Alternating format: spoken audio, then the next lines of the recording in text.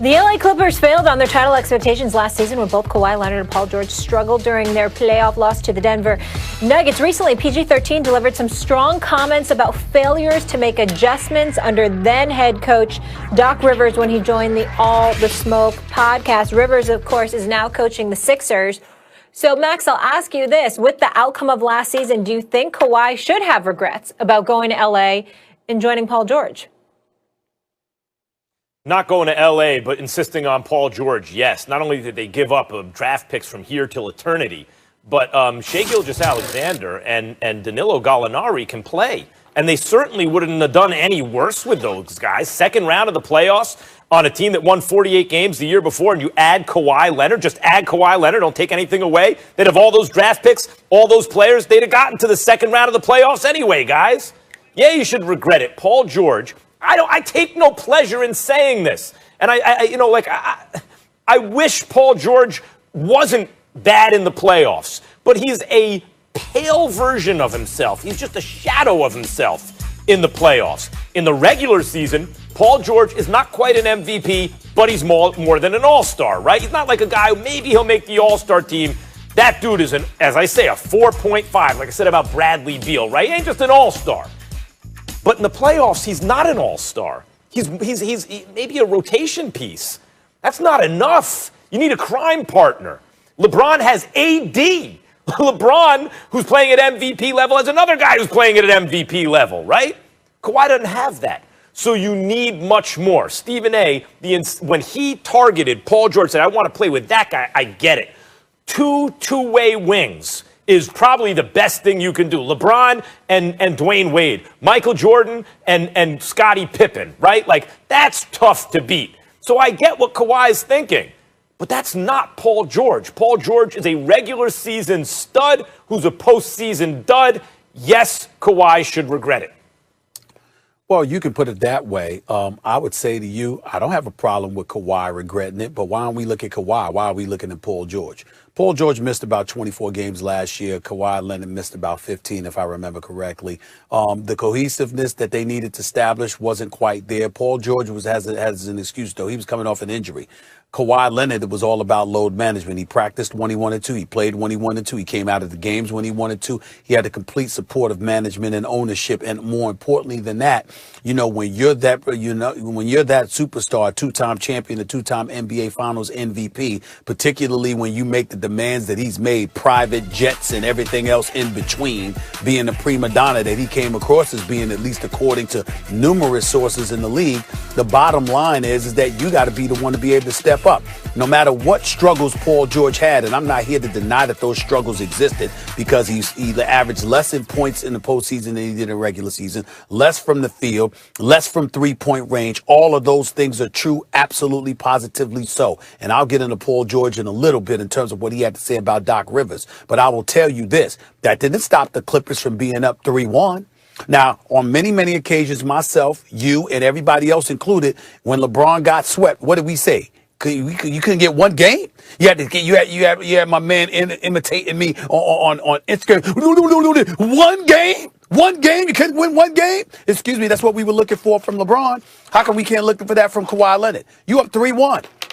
Paul George, no matter what happened with the Clippers, no matter what his struggles were, it didn't stop you from getting past the first round. It didn't stop you from going up 3-1 in the second round. So how come I can't look at my two-time champion, who's a two-time NBA Finals MVP, who's got all of these requirements and all of these demands for his services? The Clippers didn't want to give up all those damn picks for Paul George, but Kawhi said, either you get him or I'm not coming. So if all of that's being the case, how come I can't rely on Kawhi to get me one game? One. So you could get to the conference finals for the first time in franchise history. He couldn't do that?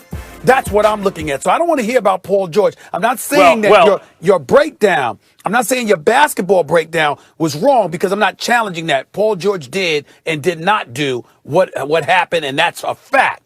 All I'm saying is, at the end, who caused all of that to happen? The guy that wanted it all, and you couldn't give me one game. What's up with that? If you want to argue that Kawhi showed up small in Game 7, in the second half of a Game 7 that they needed to win, you're right. And I'm not absolving Kawhi Well, because especially in the second half of a game 7, I expect, okay, Kawhi is going to turn it on. I get it, but especially late in the game, I'm expecting him to turn it on. It's normally what he does. He didn't. I'm not absolving him of blame, right? It's his job to try to carry the team. But Stephen A., let's be honest. Like, Kawhi's regular season numbers, they went up in the postseason. He was better in the postseason than he was in the regular season. He was very good in the regular season. He was great in the regular season. Even better in the playoffs. If Paul George would have played at Kawhi Leonard level, they would have been in the second round. Okay. If Paul George played at normal regular season Paul George levels, they would have been a real challenge for the Lakers in the conference finals. He didn't. So to say Kawhi needed to compensate is a fair point, but it's Paul George who went away. He went away not just for one game, not just for a game they needed, not uncharacteristically in the second half in the fourth quarter of a game 7. I don't give Kawhi a pass on that, and I didn't on this show. But that's very different from just being a regular player in the playoffs. That's why Kawhi should regret it. Stephen A., you mentioned all the favoritism shown by Kawhi. What's the reporting? And you would know this better than I do. What's the reporting? That the team resented it about Kawhi? No, not that the team resented it about Kawhi. They resented it about Paul George.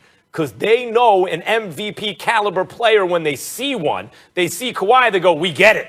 They see Paul George, they go, not him. He shouldn't get that same treatment. And Paul George deserves that based on his play in the playoffs. Time out.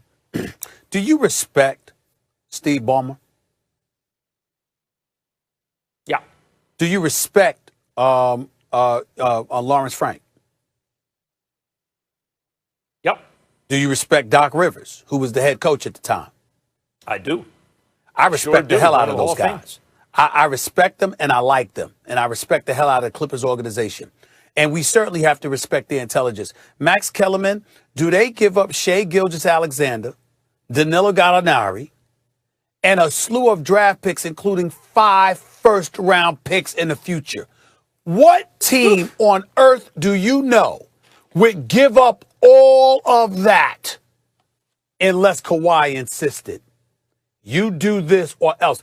They would not. Let me tell you something. If Kawhi Leonard, listen, if Kawhi Leonard had said, if you don't do this, I'm staying in Toronto, Clippers wouldn't have done it. They did it because he threatened he would go to the Lakers. He threatened he would go to the Lakers. So understand what he did.